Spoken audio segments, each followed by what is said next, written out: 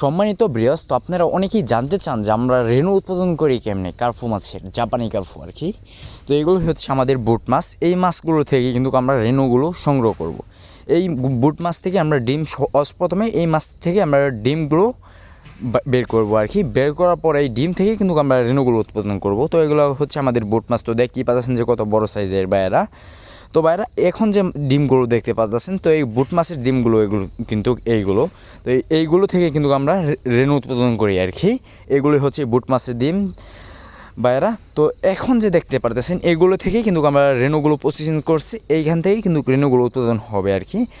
এইভাবেই আমরা রেণুগুলো প্রসেসিং করে থাকি। তো এগুলো হচ্ছে পোনা, এই রেণু থেকে এই পোনাগুলো তৈরি করা হয়েছে। তো আপনারা যারা এই পোনাগুলো বা এই সরাসরি রেণু নিতে চান তারা আমাদের কাছ থেকে নিতে পারবেন।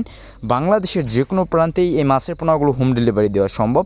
তো আমাদের ভিডিও স্ক্রিন থেকে নাম্বার সংগ্রহ করে আমাদের কাছ থেকে যোগাযোগ করে এই মাছের পোনাগুলো অর্ডার করে ফেলেন। বাংলাদেশের যে কোনো প্রান্তে এই মাছের পোনাগুলো হোম ডেলিভারি দেওয়া হয়।